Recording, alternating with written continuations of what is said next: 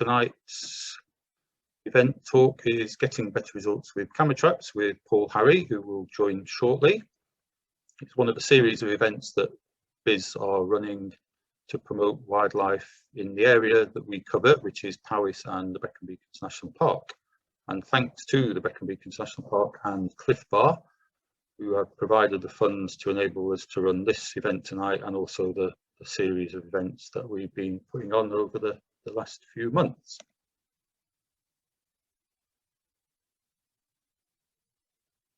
Tonight's talk is part of a trio of events for the Watching Nature Recover project, although you don't have to be part of that project to take part in the events. And that's a partnership between BIS and the two local nature partnerships Cymru in our area, which is the Brecon Beacons National Park Local Nature Partnership and the Powys Local Nature Partnership. If you do want to take part in the project, where you'll be lent a camera trap and you'll be able to use that to hopefully capture some images and videos in your local area. These are the two contacts. If you're in the Brecon Beacons National Park area, then Maria Golightly is the contact, and for anywhere else in Powys, it's Holly Dillon. So a couple of email addresses there. If you don't get a chance to note those down, just email me and I can let you have those. So if you want to take part in that project, do get in touch with these two people. And that's especially if you're in the north of Powys, so Montgomeryshire and Radnorshire, because we don't have so many cameras loaned out in that area, so it'd be good to try and cover the whole of Powys. Do get in touch with Holly if you are in Radnorshire or Montgomeryshire, and also in the areas of Brecon not covered by the National Park as well. These are the two other events in the trio for the Watching Nature Cover project. The first one, the Beginner's Guide, is on our YouTube channel, and we've got another one in a couple of weeks all about wildlife recording and how to do it and why we do it and why it's important. And you can find details of these two and all our events on the BIS website, bis.org.uk. So do take a look at those. And as I say, you don't have to be part of the Watching Nature Recover project to take part in these events. The wildlife recording one is fully booked, so do join the waiting list, and hopefully we'll be able to release some more places nearer the time, especially if you're taking part in the project. The overall aim of this series of wildlife awareness events is to put wildlife on the map by encouraging you to make biological records of the wildlife you see, such as these 453 common brown rat records that we have for the BIS area, and they're all-time records, so probably an under-recorded species. You can bet that there's more than 453 common brown rats in the BIS area over the last 100 or so years, which is probably how far these records span. So it's good to record all the wildlife you see, even the stuff that maybe you want to shy away from or not cute and cuddly. It's really easy to make a biological record. There's various apps out there. The best are iRecord, and in Wales, the LERC Wales app, which is actually an iRecord app just for Wales, and it's bilingual, so you can use that totally in Welsh and also in English if you want.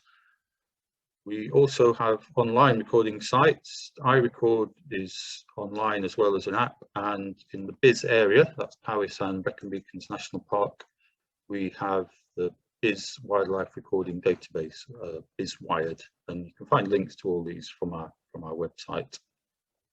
If you are taking part in the Watching Nature Recover project, our project is on a website called Mammal Web, and you can upload your images and photos to that website.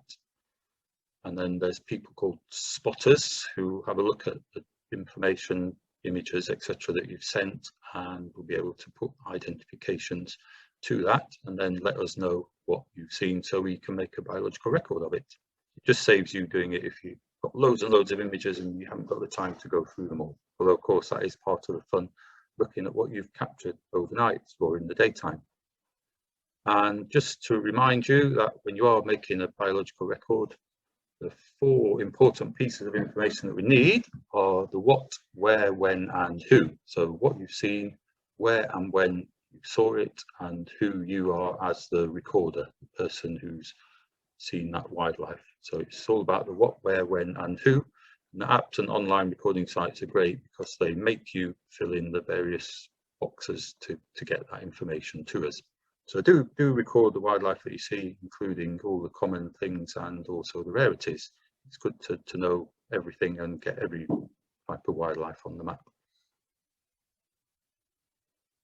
If you're part of the Watching Nature Recover project, you'll have received this help sheet, or you will be getting it sent to you shortly, which is a great way to find out where you can find information, and it's got links on there to contacts, and it also lets you know how to create a biological record, and it's also got information on the Mammal Web website and how to upload your footage onto there.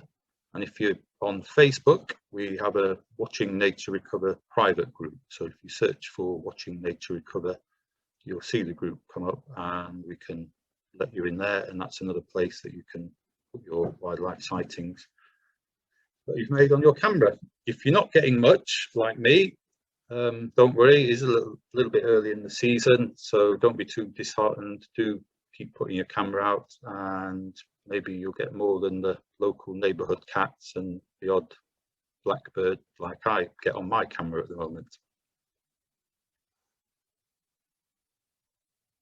And just a reminder that the Biodiversity Information Service, covers the area of Powys and Brecon Beacons National Park. You can see it there. And this is the area we collect and collate and then make available wildlife records to the people who need it. For example, ecological consultants. And we're one of 4 local environmental record centres in Wales. You can see us in Mid Wales there, outlined in red. And we all work collaboratively together to make that wildlife information available through our database, which is called Aderin. And on Aderin, which is where all our wildlife records end up eventually, you can view what's been seen in your area. There's a tool called What's in My Area, and it will let you see what species records we have for the area that you live in. So do have a look at that. It's quite interesting to see what's been recorded around where you live or work or go to school or wherever in Wales you want to have a look. Our website as well is a good source of information. You can find contact details for species experts and also details of all our events, as well as links to YouTube for the event videos that are up there, and also to the Aderin where all our wildlife data is held. So that's it from me.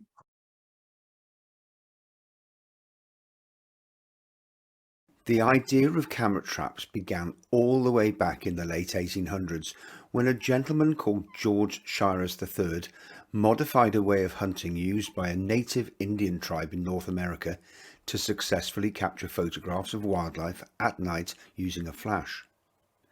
In those days, glass plate cameras were used, and they had to use black powder flashes to create enough light for the images of the wildlife to be caught on film. There was very little, if any, light pollution in those days, and glass plates were not as sensitive to light as film or indeed digital sensors are today, and they were able to use this to their advantage. Shiras and his friend John Hammer would set their cameras in position late in the evening and would lay out tripwires that were connected to homemade flash units. Before leaving the area, they would open the camera shutter and retire to a safe location. When an animal triggered the flash, an image would be exposed onto the glass plate, and the noise of the resulting explosion would be the sign for the ardent photographers to return to the camera and close the shutter. Since the early 1900s, the technology behind cameras and camera traps has changed beyond all recognition, but the basic theory behind photography remains unchanged. And this leads us nicely on to our first theory topic, and that is photography in general. All cameras need light to work, and indeed the etymology of the word photograph is light drawing. Controlling the light in a standard camera is achieved by manipulating three settings, either individually or in unison, to manage the brightness and the capture of an image. The first setting we will look at is the shutter speed. This is also known as the exposure time. The more light you have, the less time the shutter has to remain open to capture a sharp photograph. As the light levels drop, the shutter has to remain open for longer to allow for more light to reach the film or the sensor. The longer the shutter remains open for, increases the likelihood of blurry images. This is also known as motion blur. Good examples of this are when creative photographers use long exposure times to take photographs of light trails created by the stars as they move along the night sky, or to express the feeling of water flowing in an image. The second setting we can change is the lens aperture. The lens aperture can be opened and closed to vary the amount of light that will reach the film or sensor once the shutter has opened. The final setting we can change is the ISO. This used to be called the ASA in film cameras and is a measure of the sensitivity of the film or digital sensor. The higher the ISO, the more sensitive the surface of the film or sensor is to light. Higher ISO settings enable us to take photographs at times of lower available light, but at a cost of image quality, as images will contain more grain. So light management is controlled by three settings in every camera: the shutter, the aperture, and the ISO. And on a standard camera, these three controls can be adjusted individually or in unison to manage the brightness and capture of an image. On a camera trap, however, we don't have that luxury of being able to control any of these settings, and the camera has to set them automatically based on the amount of light available at the time of activation. What we do have, however, is a limited ability to control the amount of light that the camera can supply. In order to film or to take photographs at night time, or in cases of poor lighting conditions, your scene has to have some light. Most camera traps are fitted with infrared emitters that provide light to the required area. Typically, these come in two different flavors: low glow and no glow. A third and not so common type of light is white light. Low glow LEDs are the brightest of all the infrared versions and have the longest range. They do have a slight disadvantage though, and that is that they are visible to the naked eye when activated, and being visible means that in some cases certain animals may become spooked, and another downside is that it might show the location of the camera to thieves who may want to take advantage of an easy steal one dark night. No glow LEDs, on the other hand, produce a light that is beyond the capability of the human eye to see, and while some animals may be able to see these lights, there is a much smaller chance that they will become spooked. The downside to no glow LED lights is that they are not quite as powerful as their low glow alternatives, and as a consequence, image quality may suffer. As the name implies, cameras with white light flashes produce a powerful flash, more associated with standard cameras. In fact, before the advent of the infrared LEDs, white flash was commonly used. This technology is not as popular nowadays, but there are still a few manufacturers that still produce cameras with this type of lighting system. On most camera traps, the strength or power of the light emitted from the LED lights can be regulated from within the camera setup menu, and has to be considered when installing the camera out in the field. Some camera manufacturers will publish the recommended power output to use in various scenarios, whilst others won't even mention it in their instruction manual. You can use the power settings to your advantage in some cases. For example, if you are monitoring a reasonably open space with the camera placed about 50 to 60 feet away from the target area, you could try using the long range LED setting just to try and give a bit more illumination to the scene. but try and avoid using the highest power settings when monitoring trails at close range, as you could possibly produce images that are blown out. Some camera trap manufacturers have another trick up their sleeves, but I'll come to that when I talk about reducing the blur in images. The cameras and lenses on many off-the-shelf camera traps are pretty small affairs, as are the sensors that sit behind them, and it is this sensor that we are now going to concentrate on. I am sure that some of you will have seen adverts with manufacturers professing that their camera traps are capable of producing high megapixel images, and whilst this is sort of true, it's also quite misleading. The sensors in the majority of camera traps are very small and have a native resolution, which is also sometimes called the effective pixels, of somewhere between 1 and 5 megapixels. It is also true that some of the newer 4K camera traps do have 8 megapixel sensors, but they're not quite as mainstream yet. The native size of the sensor is the physical size of the sensor, and this is fixed at the time of manufacture and cannot be altered. When the manufacturers advertise a camera trap as being able to take 20 megapixel images, for example, what they are really saying is that the camera is able to take an image at the native resolution, and they are able to upscale that image to 20 megapixel, and that is the part that is just a tad misleading. So let's have a look at a basic example. And to make this as simple as possible, I have created a sensor with a native size of 16 pixels.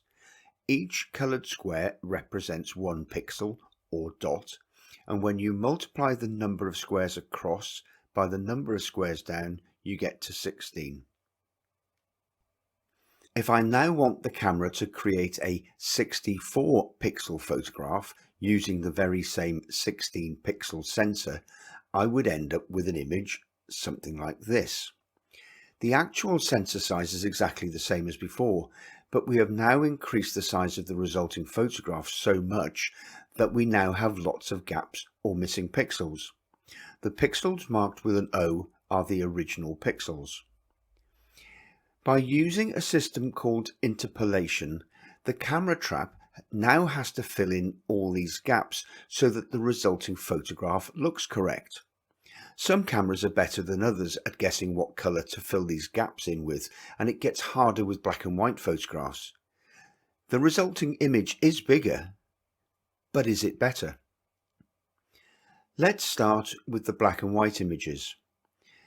If the camera guesses incorrectly and white pixels have been inserted where black pixels should be, and vice versa, you can find that your images are blurred. Add this interpolated blur to other factors and the image could be unusable and you may not be able to identify the species. In colour photographs, you may have very pixelated images, especially when you try to zoom in to an image to ID a small species. It's almost like zooming in to an already zoomed in image. Another point to note is that of sensor quality. I know of some camera traps that have 2 megapixel sensors that are capable of taking far better images than some camera traps with 5 megapixel sensors, and that's all down to the sensor quality and cheaper manufacturing processes. You get what you pay for at the end of the day. If you do want to use the interpolation features of your camera trap, however, the general rule of thumb is not to choose an image size of more than 2.5 times that of the sensor size. Motion blur or blurry images are something we all have to contend with at one time or another, and it is caused by the electronic shutter remaining open for long enough for the animal that triggered the camera to move whilst the shutter is open. Not enough light is an obvious answer, but unfortunately it is not the only factor that determines the quality of the image, especially at night. There are a few things that we can do to try and improve our chances.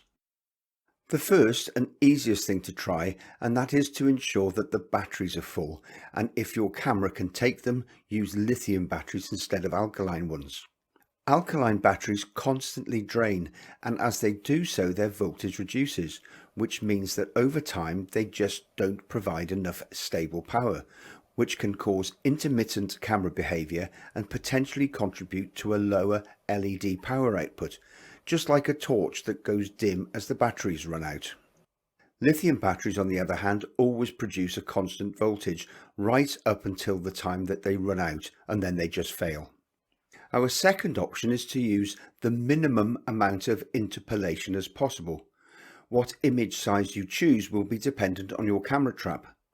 By choosing an image size as close as possible to the sensor size means there are less chances of the camera interpolating incorrectly. Another option you can try, and that is to use a multi-shot mode, and this should give you a better chance of taking an image of a still animal.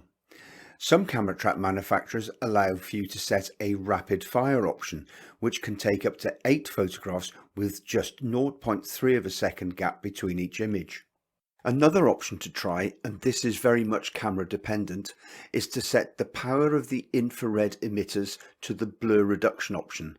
This may be known by another name depending on the manufacturer. If after trying all of these options you keep on getting blurred images, your final option may have to be to switch your camera to video mode. I think it's only fair to mention here that not all camera traps are created equal. Some of the lower cost cameras are quite honestly unusable. At the other end of the scale, the professional camera traps are fabulous, but the cost can be eye-watering. Next, we're going to have a look at the passive infrared sensor. A passive infrared sensor, or PIR, is an electronic device that measures infrared light radiating from objects in its field of view. They work entirely by detecting infrared radiation or the radiant heat emitted by or reflected from objects. A PIR is made up of 2 slots or cells, each made of a special material that is sensitive to infrared. When the sensor is idle, both of these slots or cells detect the same amount of infrared, but when a warm body moves between these cells, the sensor notices the change, and it is this change that creates an electrical pulse that instructs the camera to do something. A Fresnel lens is used in front of the sensor and both captures more infrared radiation and focuses it at a small point. The focal point moves across the cells as the infrared source moves and exposes one cell at a time. So let's have a look to see how this works in practice. You can see from the image here that the sensor, along with its lens, monitors an area in front of the camera, and when movement or reflected heat is detected within this zone, the system is activated. What the camera trap does with this activation is dependent on how the camera has been set up, but typically a photograph or a video is taken. Now that you have a basic understanding of how a PIR works in theory, we're going to see how this works in practice. And what I have done here is broken the camera trap down into its individual components. And from the left we have the flash, the camera and the sensor. And the sensor has been programmed to instruct the camera to take a series of 3 photographs when movement is detected.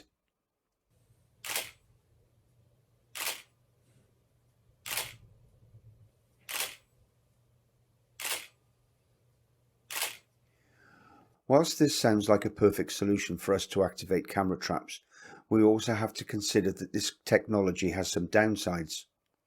Passive infrared sensors are prone to false triggers and can be activated by other environmental factors such as rapid changes in air temperature, bright reflections of light flickering across the cells, as well as foliage movements, and we have to take all of this into consideration when we put our camera trap out in the wild to try and reduce those false camera activations that we all experience from time to time. Another factor to take into consideration is the field of view of the sensor. If the field of view of the PIR is wider than the field of view of the camera, then there will be times when we perceive that we have had false triggers, even though this is not technically the case. Some manufacturers have twigged onto this and make sure that the field of view of their PIR is narrower than that of the field of view of the camera, which has the effect of reducing the number of false triggers. Unfortunately for us, not all manufacturers publish this information, which, to be honest, can be a bit of a pain, but that's just the way it is. Okay, so now that we know that the PIR is responsible for triggering the device to take a photograph or a video, it's time to find out what else it is responsible for. And that is, it has to turn the system on, or rather, it has to wake it up. And the best way to describe how this works is to consider what camera traps do when not recording videos or taking photographs. And most of the time, a camera trap is in a dormant state, and that's to help with power conservation. And the only components that are active are the sensor, the internal clock, and some parts of the microprocessor. When the sensor detects movement, it wakes the camera up. The camera then has to perform a number of internal tasks before the system either takes a photograph or starts a video. It has to analyze how much light is available. If the light is low, it will have to tell the LEDs to come on when the image is taken. It has to set an appropriate ISO. It has to set the appropriate exposure or shutter speed. And finally, it has to take a photograph or start the video.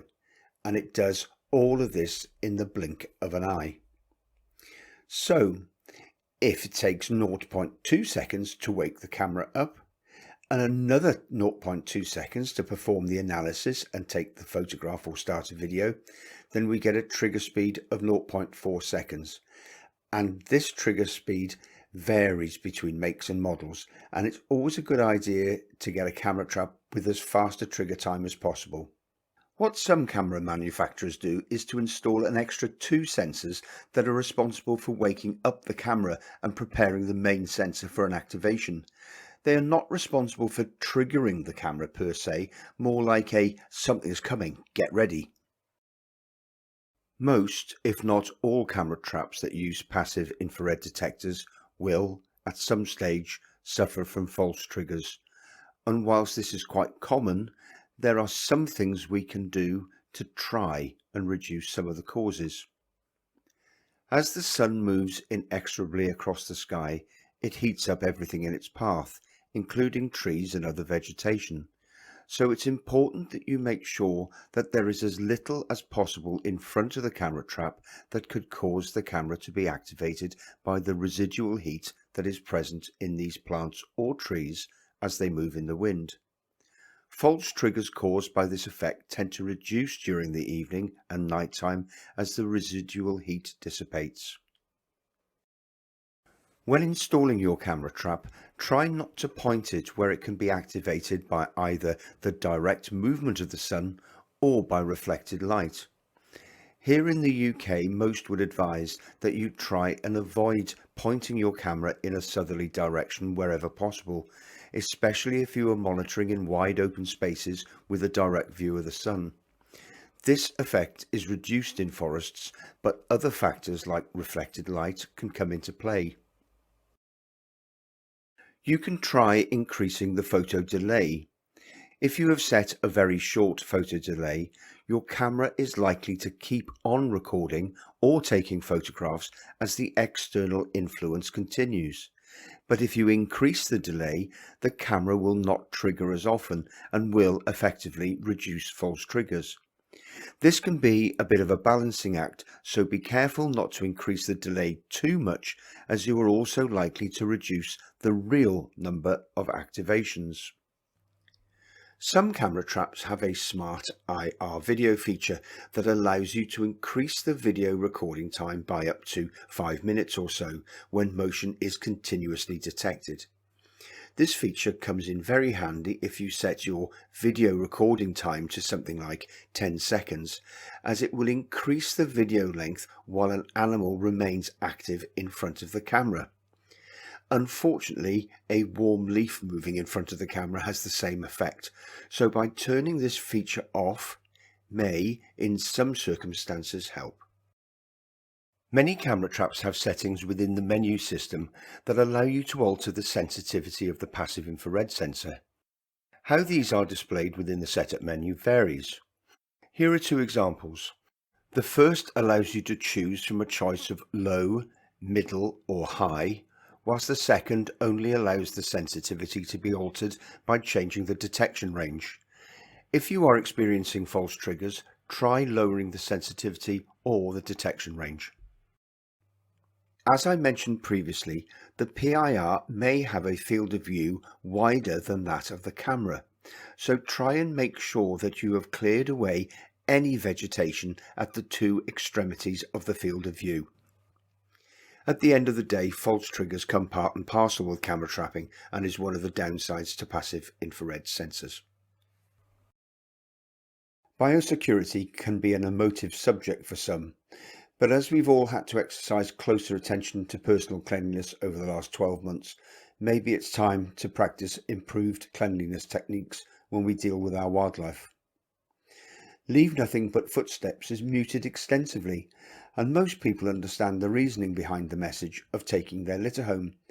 But even if you take every piece of litter home with you, there is still a chance that you will leave something unseen behind.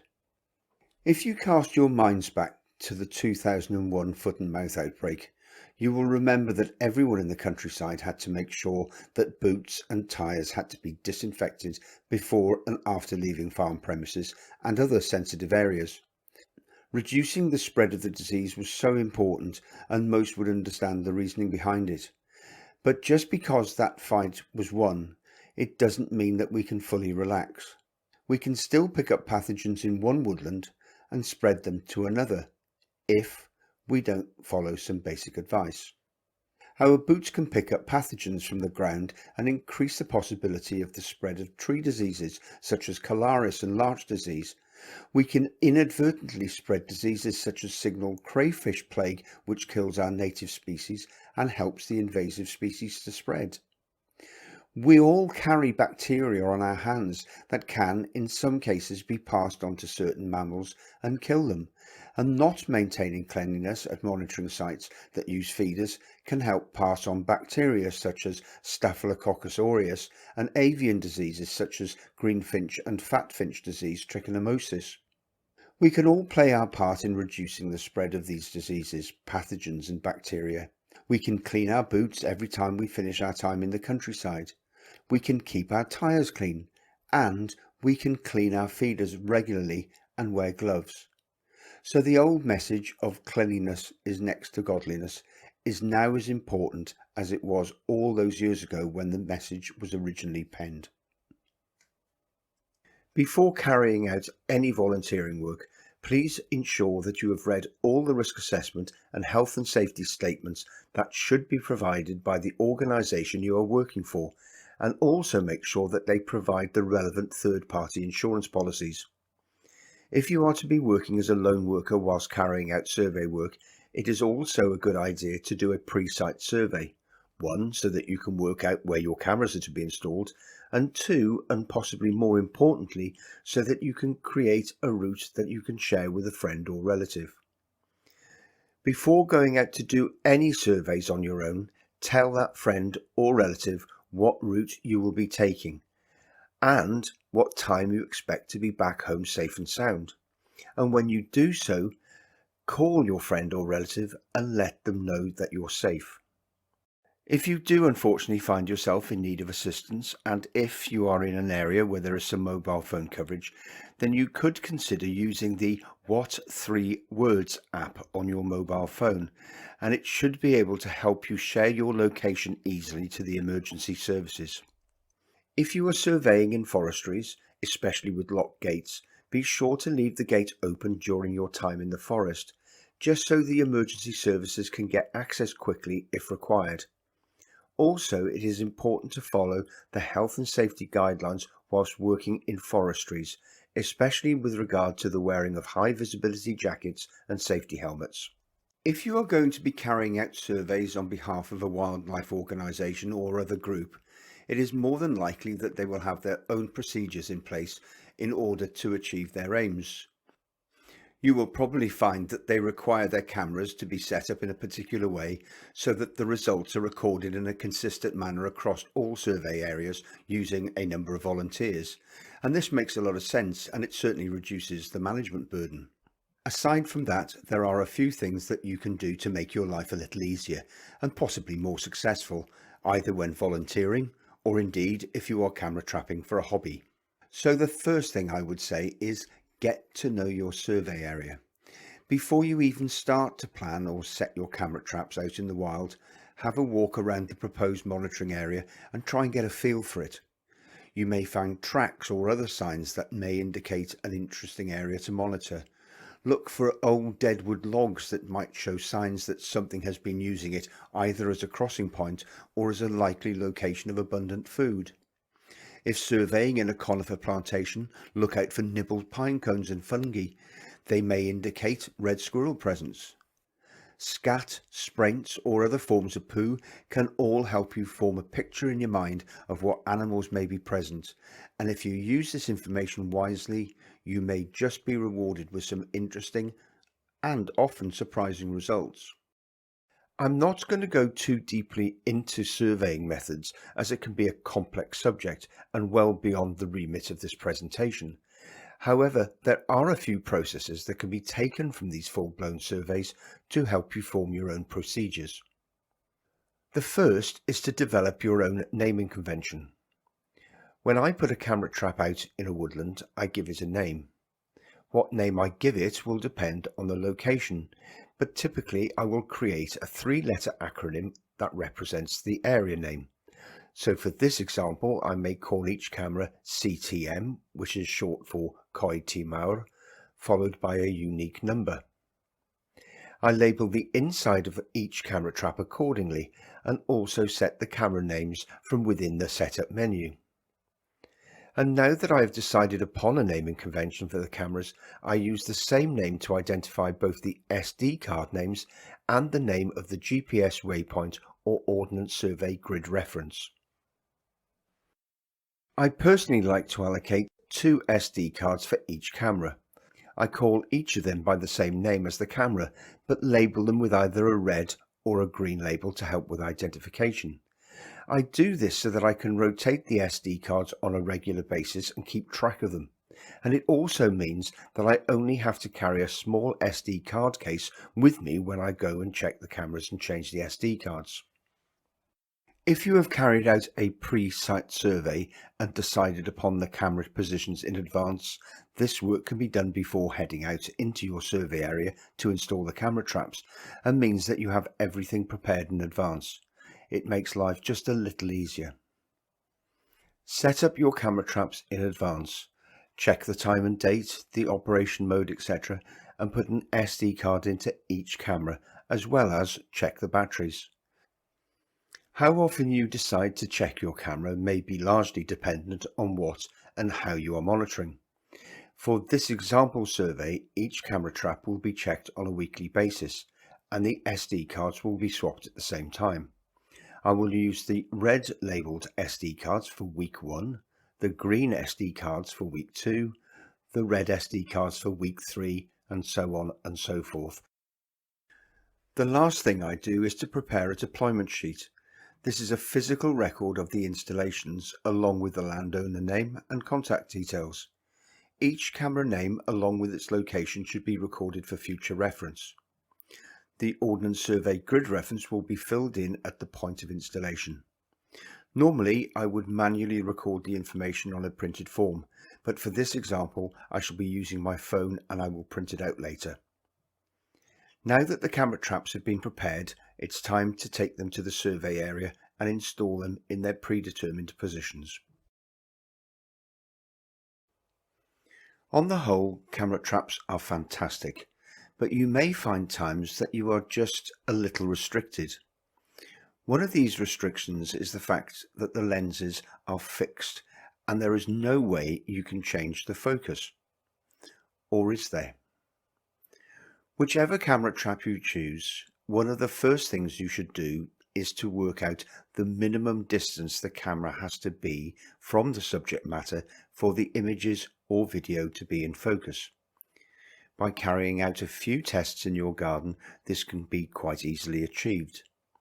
Minimum focal distances will vary between camera makes and models, but typically will be around 5 to 10 feet.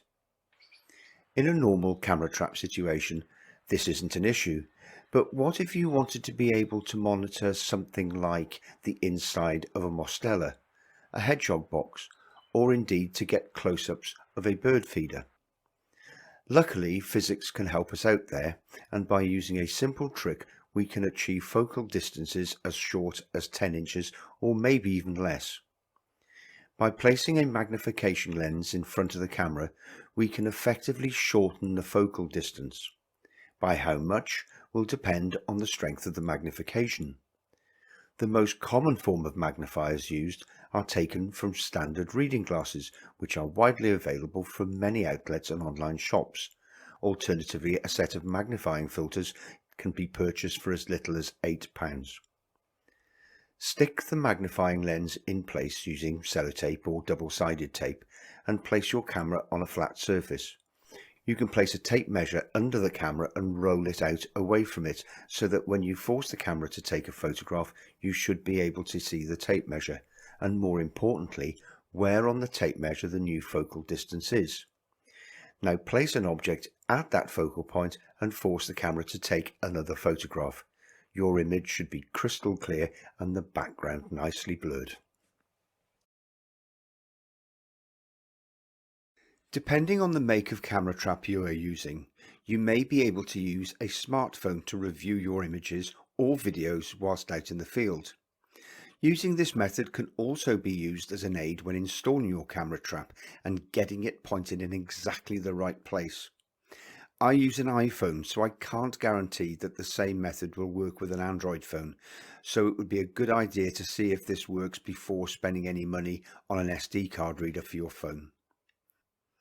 When Apple launched iOS 13 about 18 months, 2 years ago, we suddenly had the ability to be able to view and edit more file types using the Native Files app. And luckily for those of us who had iPhones came the ability to view our camera trap images and videos when out on surveys.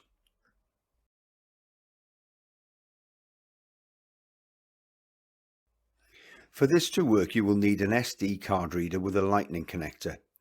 Don't be tempted into buying a cheap SD card reader for your iPhone. Not all of them work, so my advice would be to choose an official Apple version to ensure correct operation. Take the SD card out of your camera trap and insert it into your iPhone's SD card adapter. Launch the Files app and then plug in the adapter into the lightning socket at the bottom of your phone. After a few seconds, a new folder name should appear in the Locations window. Tapping on this location name will now allow you to be able to look through the contents of your SD card. Tapping on a file will allow you to either view an image or play a video.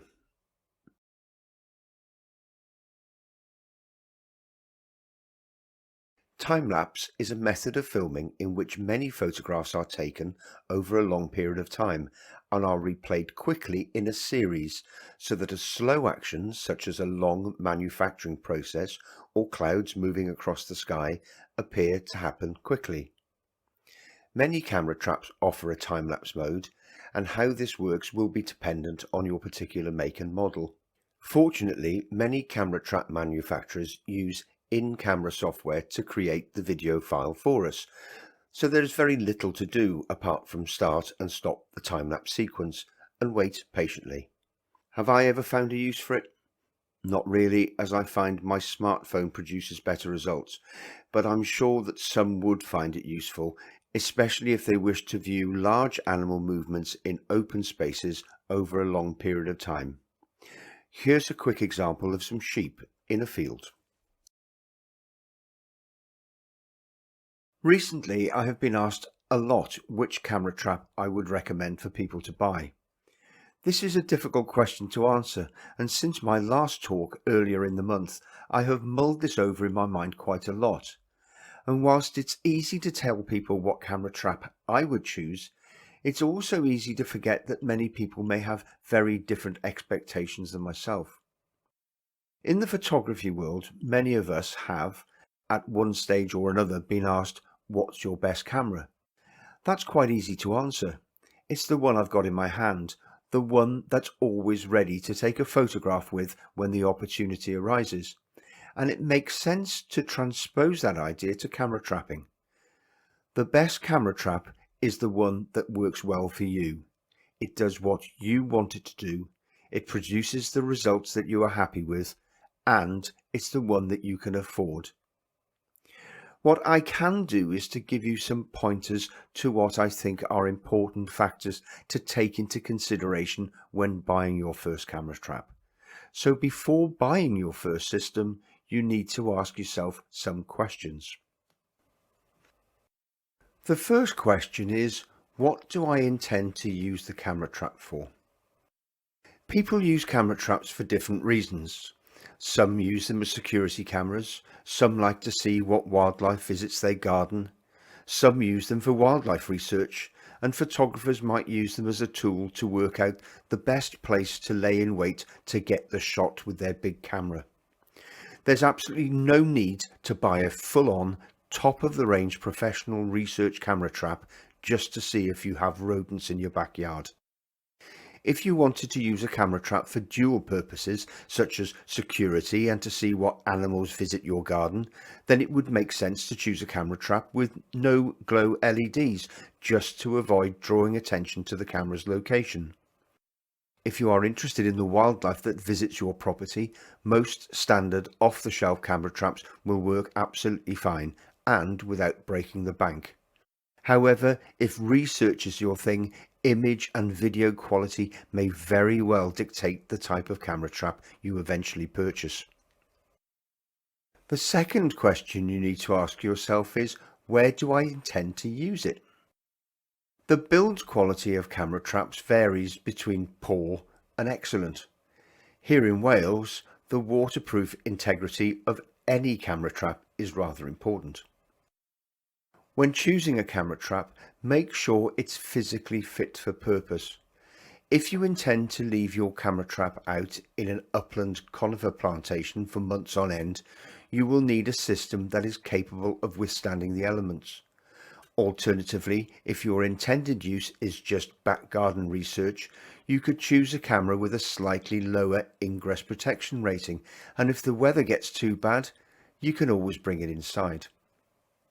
While we're on the subject of camera build quality, it's probably worth mentioning the difference between the various fixing options and, possibly more importantly, the security options. Again, what you need will be dependent on where you intend to use your camera. A number of the lower cost camera traps do not allow for the addition of security loops, and this option seems to be reserved for the medium to expensive camera trap types. The next question to ask yourself is, what features do I want the camera to have? Different manufacturers add features they think their customers may be interested in, and once again we have to ask ourselves, which ones do we want? The vast majority of camera traps take both photographs and video. However, there are some, and I have found this to be especially true in the lower cost camera traps, that will allow you to take photographs and videos at the same time. One feature that I find useful in certain cameras is the ability to schedule when the camera will be active. So if I am monitoring or looking for a diurnal species, for example, I can set the camera to only work during the daytime. And likewise, if I am looking for a nocturnal species, I can set the camera to only work during those nighttime periods. All camera traps use either an SD card or a micro SD card on which to store photographs and video. But some of the less expensive camera traps only allow you to use up to a maximum size of 32 gigabytes. This is fine if you are using the camera in a location very close to home, where you have the opportunity to change the SD card on a regular basis, but can pose a bit of a problem if you are using the camera trap in a remote location where it is hard to get to, as you face the real possibility of the SD card filling up should you be unable to check the camera frequently.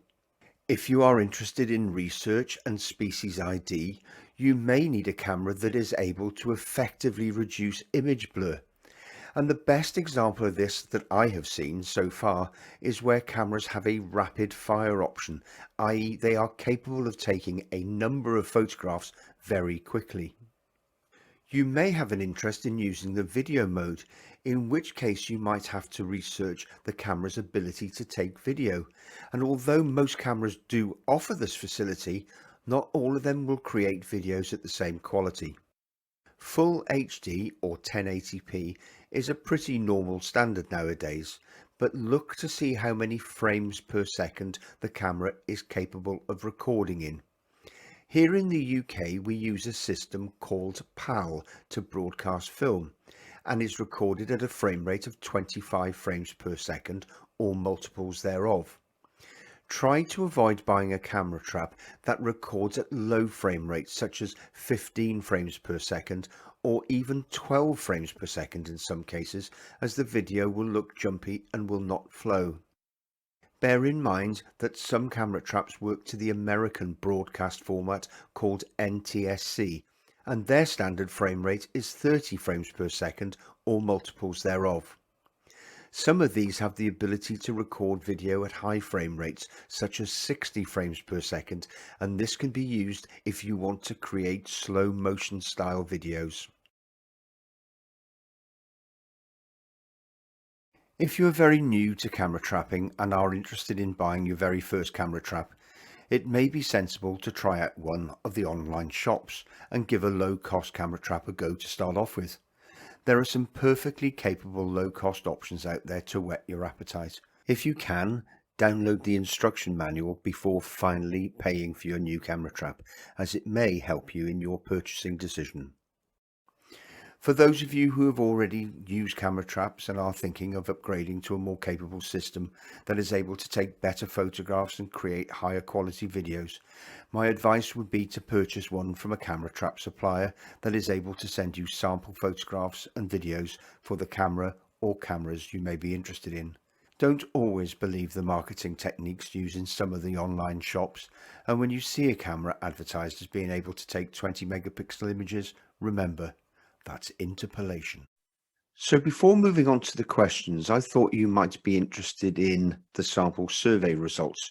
Now, I know I told you I probably wouldn't go back up for a couple of weeks at least, but after reviewing some of my film footage of the installation day, I felt I had to re-record some of it. So I popped up to the woods again the next day, and whilst I was there, I checked the cameras CTM1 and CTM2, and I've got some results for you. On CTM1, the first clip was a pine marten, and then followed by numerous clips of mice. And on CTM2, once again, it was a pine marten and again some mice. I think the pine marten on both of the cameras was possibly the same one. They were a few minutes apart, although CTM1 and CTM2 are about 100 yards away from each other. I'm pretty sure it's the same marten. So there you go.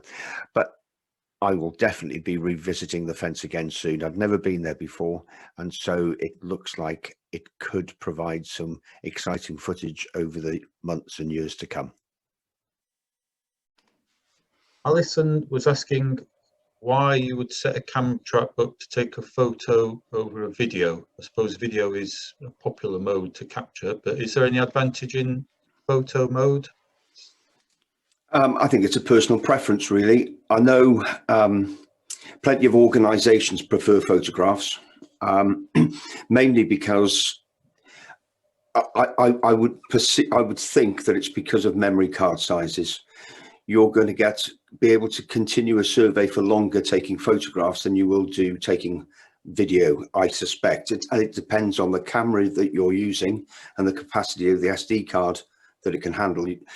On a modern day camera trap, some of the cameras can take 15, 20,000 photographs. But if you start using a very high quality video, then the number of videos is much, much less. So I would suspect that's probably, you'd use photographs probably for long surveys. Yeah, thanks for that, Paul. And also, if you are making a biological record, you can attach photos to your record on the apps and also on the online recording sites. And obviously, if you've already got a photo of whatever you captured, what you're recording, that's easier to But upload. you could also do a screen capture of a video as well. So if you've got a video and there's a particular part of that video you think is good enough to do a screen capture, and you can send that in as a JPEG then.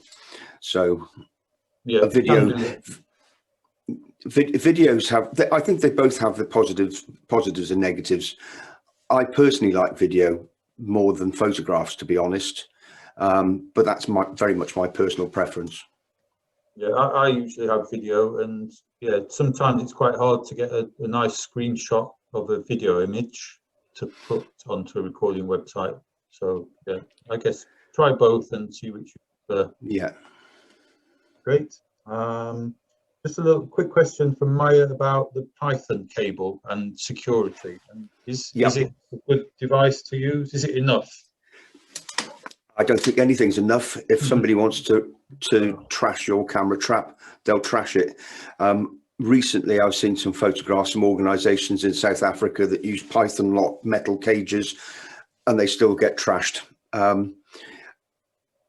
I think the best security that you can use is to make sure that you hide your camera as much as possible. If you put it out in the wide open where people can see it, you're asking for trouble. But if you can camouflage it using some of the natural vegetation in the area, I think that's a good way. That's certainly the way I do it. I hardly ever use Python locks anymore. I used to, but they became more of a hindrance than a help carrying the things around. And they're quite expensive.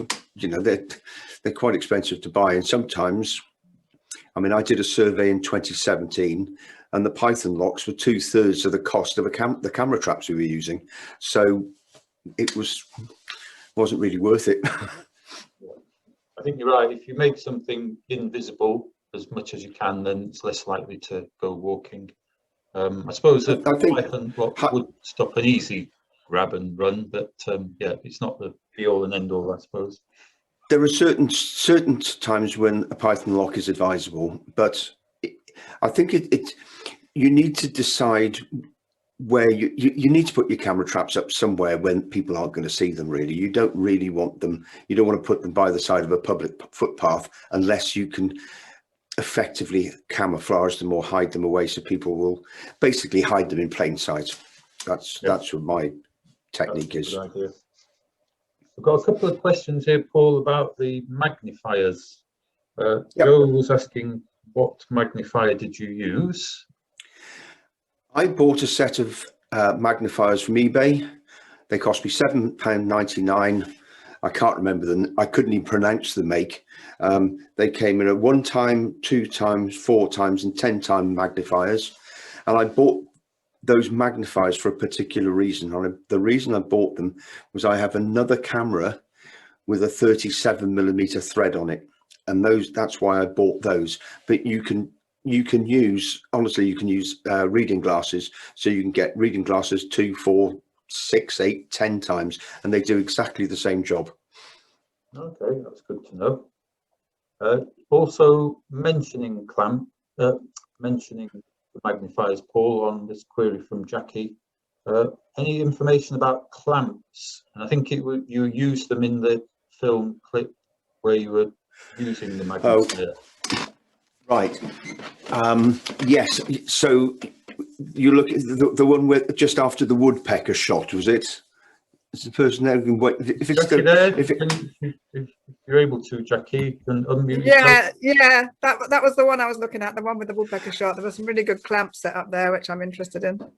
Okay, so the base unit was that platypod, the platypod base that I showed you when in the field trip. So that was the base, which was strapped to the tree, and then I used a series of Manfrotto, what I think they're called.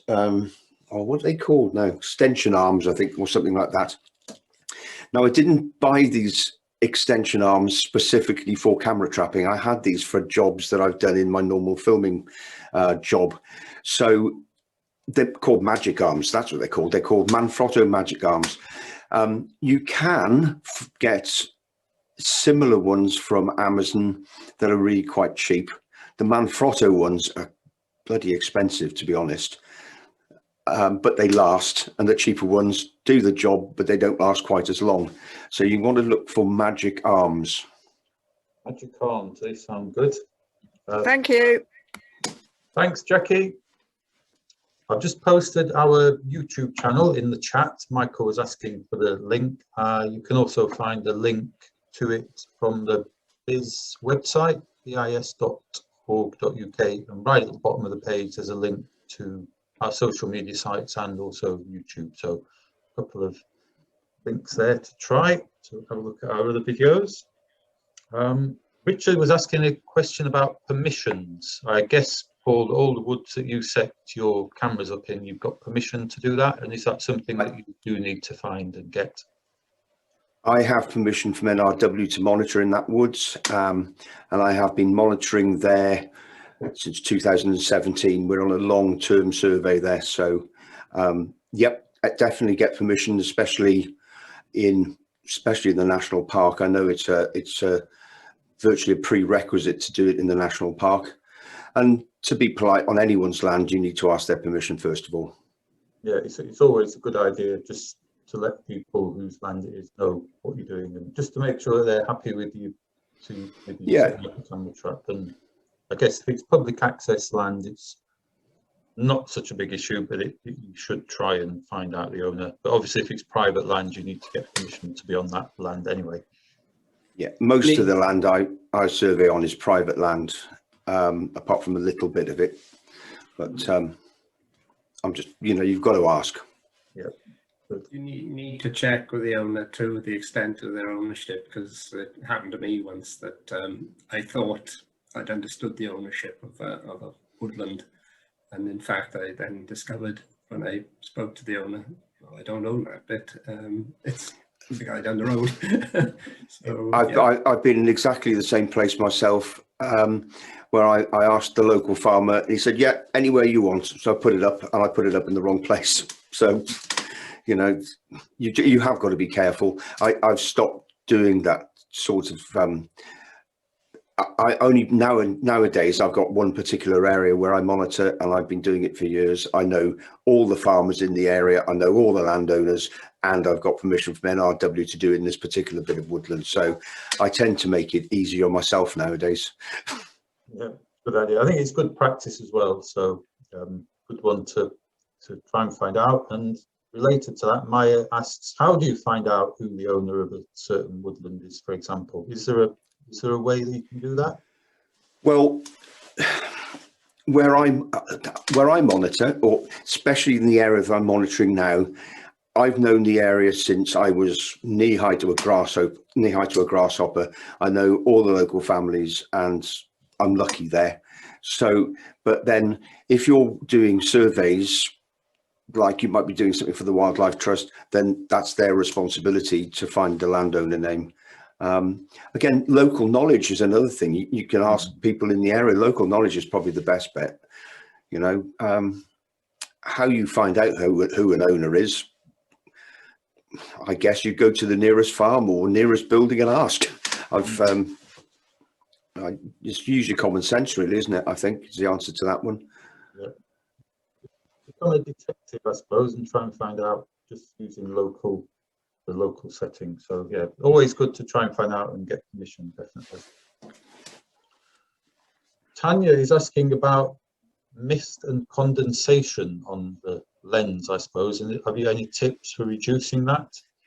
Yeah, well, I've never been very successful in getting rigged or keeping fogged up lenses, or finding out the solution to it. I've tried all sorts of stuff like fog off, rain X. There's various things you can buy for motorcycle helmets that I've tried, and to be honest, I think the best solution is to try and bring the camera off the ground a bit more. If you've got it too close to the ground, you're going to get too much condensation coming up to it over the nighttime period. And if you do have to bring it higher than your subject level, make sure that you point your camera down towards your subject level. But if you have it too low, you do stand the risk of condensation coming up from the ground. I don't think you'll ever get rid of it until they develop really good glass for the lenses. And to be honest, most of these camera traps, they use pretty poor lenses and, you know, glass.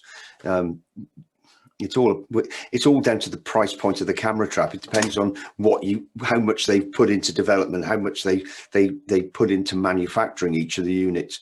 Because a lot of the cheaper ones, you know, 40 quid camera, if they're making a profit out of that, you can guess that the manufacturing cost is going to be about £10 to make a camera trap. So they're not going to put the best materials in. I've never worked with any of the top of the range camera traps, such as the Reconixes, so I don't know the answer whether or not they've managed to manufacture their lenses better. But I would suspect that you'll just have to put up with it, or try and raise your camera up and point it down to the ground a bit more. Maybe put a plastic cover over the top of your camera trap, so that, say, if this is your camera trap, try and get a bit of stiff plastic to put over the top as a cover to possibly keep a bit of moisture off the lens. But I think you'll keep on getting fogged up lenses, I would have thought. Yeah, I think some good gardening tips as well. If you leave a plant on the ground, it's more likely to be frosted, so the colder temperatures are at ground level. So if you can raise your camera up in cold conditions, then that's probably a good way to try and just increase the temperature of the surrounding air, but yeah, cover as well. So think of your camera as a kind of delicate plant out in the frosty night, and that's probably the same techniques to use to try and protect it. But we get the same problem if we've got a really, you know, if we go and, for example, want to do some start trails, if you leave your big DSLR camera trap out for a couple of hours, that'll get fogged up as well.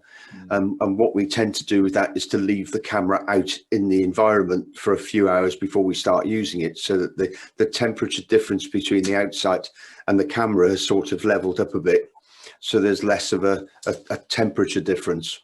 But with the camera trap, it's probably been out there for weeks and weeks and weeks, so that theory is out of the window, really, isn't it? Yeah, it's automatic, yeah, default.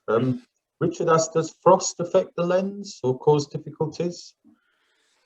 I've never had, in fact, I tell a lie, I have had one camera freeze up on me, and that was the last cold spell, and that was in the back garden here. I put a camera trap out, and it was the color camera trap, the camera trap that takes color videos, and that froze up, the lens froze up, everything froze up. It was still working, but it just took photographs of the inside of an icicle rather than any animals. But that's the only experience, that's the only camera I've actually had freeze up. A lot of the medium price cameras are pretty hardy bits of kit, really.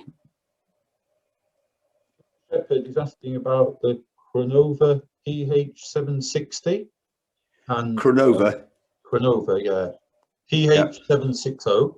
And she said that the other night her camera trap wasn't functioning when the weather got down to -2. Any ideas? Okay. I know, I'm just going to have a look to see if it's the same model as my Chronova. I was wondering if you might be talking about the same camera, because maybe they don't like the cold.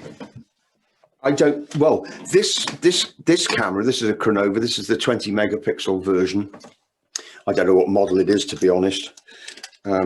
The only reason I bought it was because it was dirt cheap on Good Friday, and I thought I bought this specifically so that I could put some information into this talk.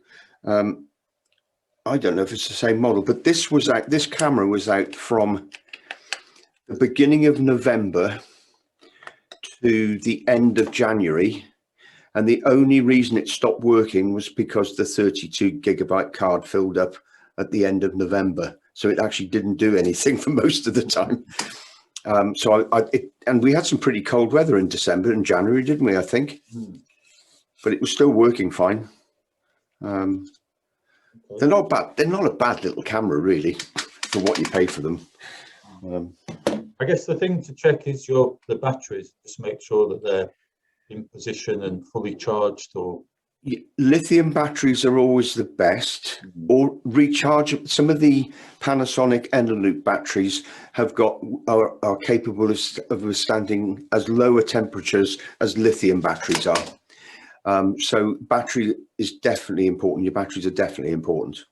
Yeah. Alkaline batteries are not very good in cold weather.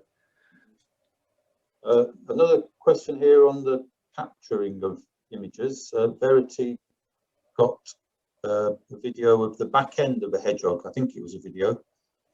Yeah, join the gang. Wonders why it didn't trip in sooner, the camera. First thing I'm going to say is bum shots are typical of camera traps. I got so many bottom shots. In fact, I had one the night before last of our the first hedgehog in our back garden, and even on my top of the range digital SLR camera traps, bum shots are still frequent. Try repositioning your camera. If you watch the first video, I think I discussed, you need to try and work out as best you can which way the hedgehogs come into a particular area. You need to find their route, and a passive infrared sensor works best when it detects an animal moving across the front of it.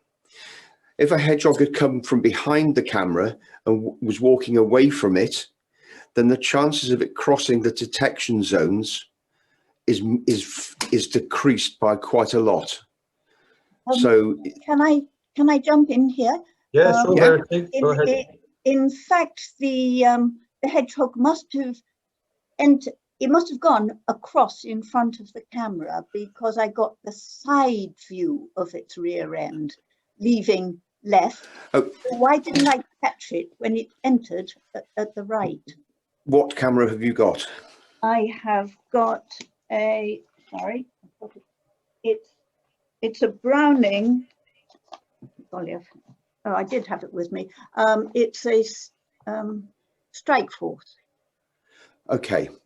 So do you know what trigger speed you had it set to? Has it got, I don't know the Strike Force, but that particular model, but if it's like any of the other Brownings, they should have a trigger speed. So you could have a normal trigger speed or a fast trigger speed. So you need to check. I can't quite remember what I set it at.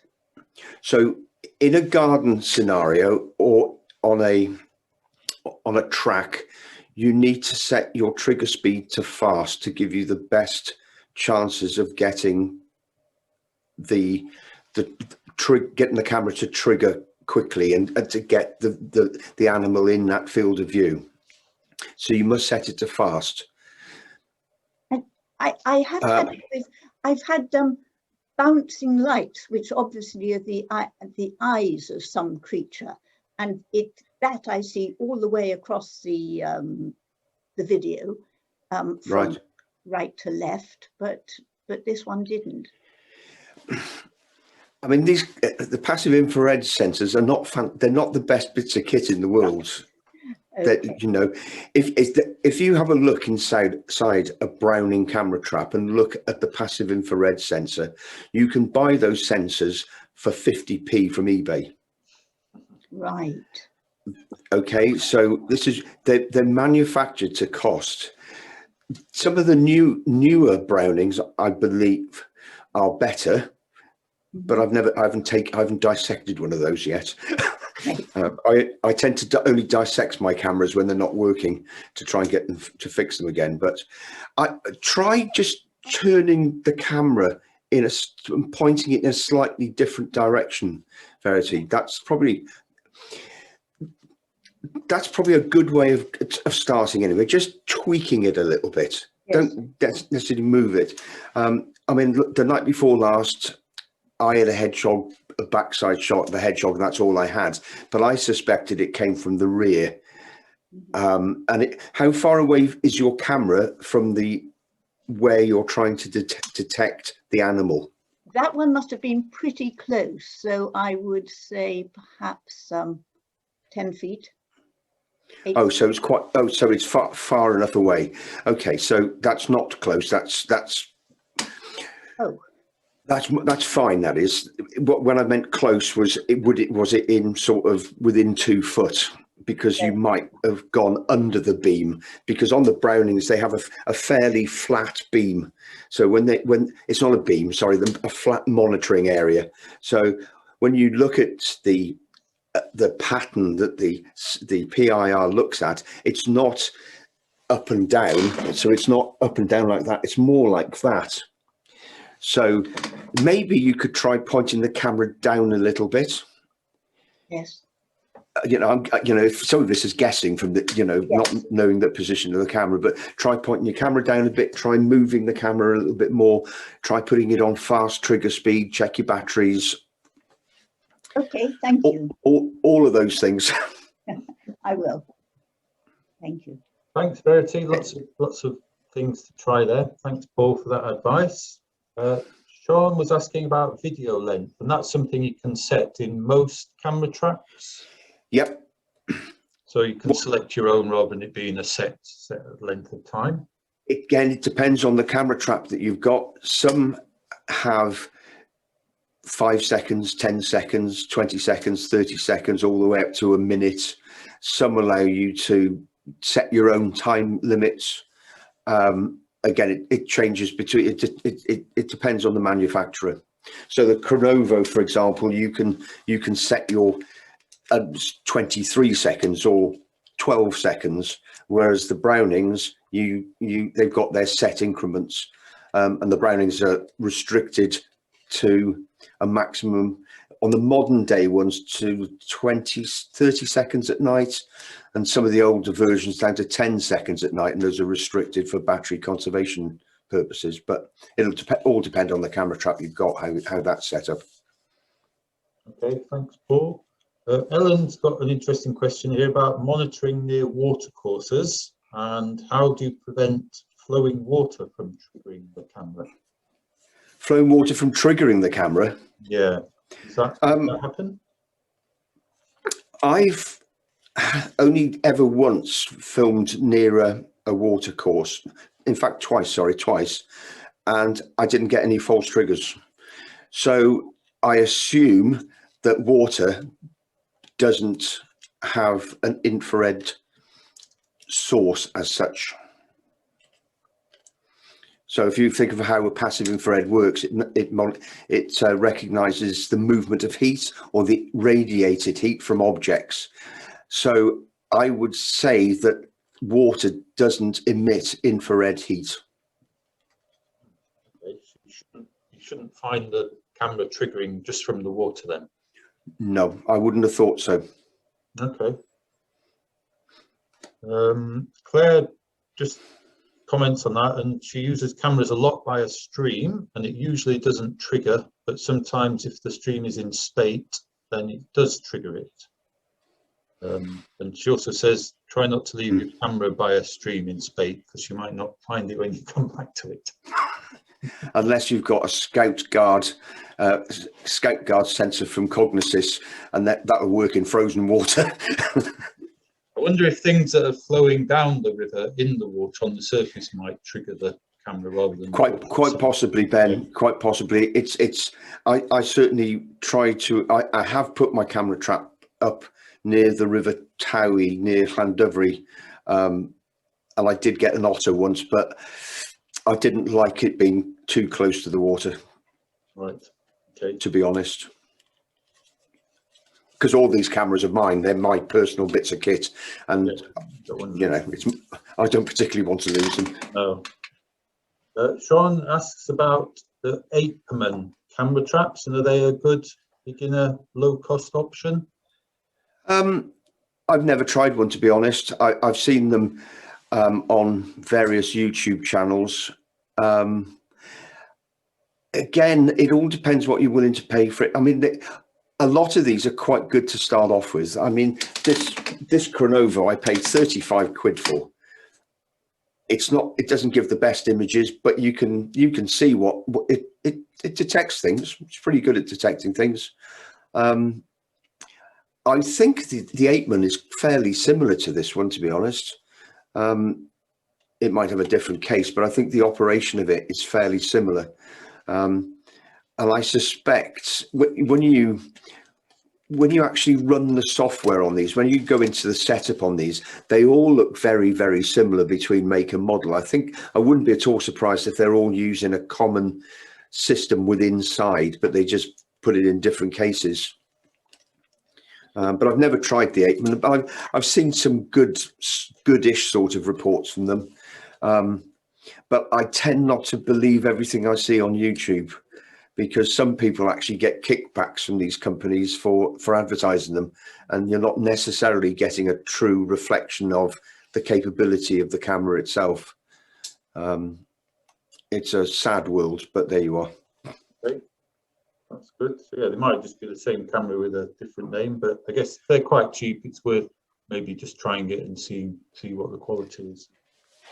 Absolutely. I mean, in my video, there was a very poor quality video of a pine marten on a tree back in 2017 when I was explaining frame rates, and that camera cost me 20 quid, but it got me my first ever camera trap video of a pine marten, so I was over the moon with it. I had to send it back to a very long river in South America because it failed after 3 days because of the Welsh sunshine rain. But you know, you do get what you pay for. It's a horrible world, but you do get what you pay for. If you want the best, you go to Reconics. End of story. But if you want to spend that sort of money, help yourself. Oscar says he has an 8-man and it looks very similar to the Chronovo that you just had in your hand. So I guess they are either the same camera or different. And he says a good picture quality in the day, but not so good or poor at night. One thing about these cheap-ish cameras is these clips that clip the front door on. We did a survey for the Red Squirrel Partnership back in 2017, 2018, and we used the predecessor to this camera. And by the end of the survey in March 2018, March, April, every single camera had problems with the clips because of the cold weather. They'd all broken. Because you remember, we all remember that 2017, 2018 winter, it was quite harsh, and none of the clips survived on these cameras. So that's another thing to look at, build quality. You know, if it's going to be put out in tough locations, buy a tough camera. If it's going to be back garden stuff, then these are fine. Right. What about second-hand cameras? Are they a good option? Oh, I wouldn't buy second-hand. Okay. That's my personal advice. I wouldn't buy it because you'll probably end up trying to get your money back, and you can't. It's very hard to do so secondhand. Right. Are there any cameras traps that you can link, say, to your phone and watch images as they appear on the camera trap, like streaming? There are lots and lots of different options for setting your camera via Wi-Fi with your phone. Browning do them, lots of Cuddleback do them, quite a few manufacturers do them. I haven't discussed it tonight because I think it's probably more important to get the camera trap working, getting photographs. My only experience with a Wi-Fi camera was in fact a Browning camera, and I sent it back because I wasn't happy with it. There are some pretty clever systems out there. There's a Cuddleback do a system that you can put 15 cameras in a forest and they all talk to one camera. So they send all their images back to one camera, which then transmits the data through the cellular network to a mobile phone. Now that's really clever stuff because you can form your own I'm not a big fan of Wi-Fi on camera traps, to be honest. But then again, that's just me. You know, it's. I think putting too much in. I think they need to concentrate on getting the quality of the image processor, so they get their interpolation sorted out, the quality of the images, the quality of the videos, making sure that the camera will stand up to the punishment you're going to give it, and just does the job it's supposed to do, and that's take photographs of wildlife. Could you just confirm for Alice and Paul that on a Apple iPhone that it's iOS 13 that you need? in order to be able to view You need- SD card footage? You need iOS 13 or above. Or above, yeah, so at least iOS 13. Yeah. Yeah, so we're on iOS 14.2 now, I think. I'm Android, so I don't know about these. I know, and we've already tried this with your phone, haven't we, Ben? That you couldn't view the videos, and your boss, he could. So you need to check with Android. You need to check the phone, and whether or not it's capable of doing it. Okay. I think we'll start rounding up now. Just on the second-hand cameras, Claire points out that in her experience, camera traps sort of deteriorate over time. So a second-hand one might not be the best option, but you never know if that's going to happen or not. And Graham, on ownership of the land to get permissions, he suggests looking at the land registry as well as another option to find who might own the land that you're hoping to put your camera trap on. So thanks for those tips there. I think maybe final question from Oscar is on food. Is it okay to leave food for your target animal to attract it in? Oh, that's a subject all of its own, Oscar. Too controversial for this late at night, or? No. I think it's important people understand about food, and I think food has got its place. If you put food out, animals will come. You know, you'll get all sorts of animals, but you've got to be careful. For example, we'll talk pine martins to start off with. If you put eggs out for pine martins, if there are any in the area, will go to them. If you put the egg too low down on the ground, you're potentially putting that martin at risk from foxes. So you're creating a predator-prey scenario which might not have necessarily have occurred if you hadn't used that food. If you use food to attract red squirrels, you will not only attract red squirrels, you will attract grey squirrels. And then you're putting the lives of the red squirrels at risk because, one, they won't be able to get to that food, and two, if they do, they're likely to start picking up pox virus or something like that. And I think you've got to be very careful with food and lures. On the whole, I've stopped using food to attract animals. And if I'm completely honest, I think I'm getting more biodiversity by not using food than I did by actually using food. That's not to say I don't use it. Sometimes in some of the surveys we do with the pine martins, we put a feeder up on the tree and we put eggs in it. Now, squirrels don't go in there, only martins go in there, and it's out of the reach of foxes, because they're about 2.5 meters, maybe 2.5 meters up a tree, and a fox can't get up vertically up a tree. But we're only doing that so that we can read the microchip numbers in the martins' collars. So that's about the only time we're using food now. And I tend not to use foods out in a woodland because I feel that we're not monitoring a natural event. We're monitoring something that we're forcing, we're encouraging to happen. Well, we were surveying for red squirrels up in just outside of Canardy, and I did 5 months of surveys up there. Not one red squirrel was spotted in those 5 months.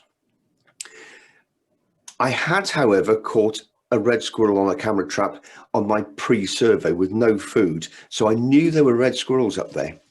And at the end of the survey, against everyone's advice, I took all the feeders out and just left cameras. Within 3 weeks, the grey squirrels had gone back down the pub in Llandovery, and the red squirrels had come out and they were starting to eat naturally off the pine cones. So in Mid Wales now, I don't think they use any feeders. I think they only monitor with cameras for red squirrels. In fact, that method is actually used in quite a few places around the country now. I was going to say, I've put the odd pheasant out, scooped it up off the road and left that in range of the camera. Usually it's just attracted crows, but yeah. Actually in the last 36 hours, I went to one of my camera traps yesterday evening, and found somebody had dropped about 50 kilos of white meat out of the camera range, so it didn't get the image of the person. But I spent some time today with NRW and the police trying to figure out whether it's poisoned or not. And Yeah. the amount of meat that's put out is can be very suspicious. It's worrying as well, isn't it? Yeah. It's not always wildlife that you capture on your camera. I've gone off using food. I mean, I just before Christmas, I had one particular camera that in a 1 hour window, we had badger, otter, pine marten, polecat. You know, that's a muster of mustelids. That 4 mustelids in an hour was absolutely fantastic. No food, no nothing, and that was wonderful. It's much more. I think it's better it means more to me that I actually catch the animal on camera by not putting any influencing food out to try and get them. I think it improves the magic, if you like. Well, that's good discussion on use of food there. So yeah, I guess you can use it, but it's not always necessary. And as Joe says, it's far more rewarding to capture natural behaviours than a manufactured situation. Although I guess there are times when you might want to target a particular animal, and food does give you an advantage in that. So on that little survey I did for you guys, I honestly did not use any food, and I honestly went to 2 areas where I'd never been before in the woodland that I monitor. I'd gone to 2 completely unique areas, and that when I saw the images of the martins, I knew I'd put the cameras in the right place, and that was by following signs. And I think that's the potential, you know, to start using good field work. I think it gives yourself a boost as well, that you're doing things in the right way, I think. yeah, and I think the more experience you get, then the more aware you are of what to look for and where to look. So yeah, thanks Paul, good tips. Okay, it's ticking along to nearly 9:30, so there aren't any more questions. Lots of thanks and praise for the presentation, and the discussion has been really useful as well. So thanks to everyone for staying with us for this amount of time. And thank you all very much for logging in. It's great. Yeah, just a couple of questions that I can answer if the people are still there. A couple on the apps, the grid references, if you don't have a GPS. I use one on Android called Grid Reference Free OS, which I find is really accurate and really good. And for the iOS, like Apple, OS Locate. OS Locate, there you go. Is there. OS Locate. Full screen. Yeah. So 2 options there. And Helen did mention about what 3 words, which you also brought up in your presentation. You can use that, I suppose, but if you're making a biological record, it's not brilliant. No, we tested it on the Yusk down here. So my wife did a what 3 word app and sent it to me, and I said, "What are you doing by the recycling centre?" It was that far out. Oh right, wow.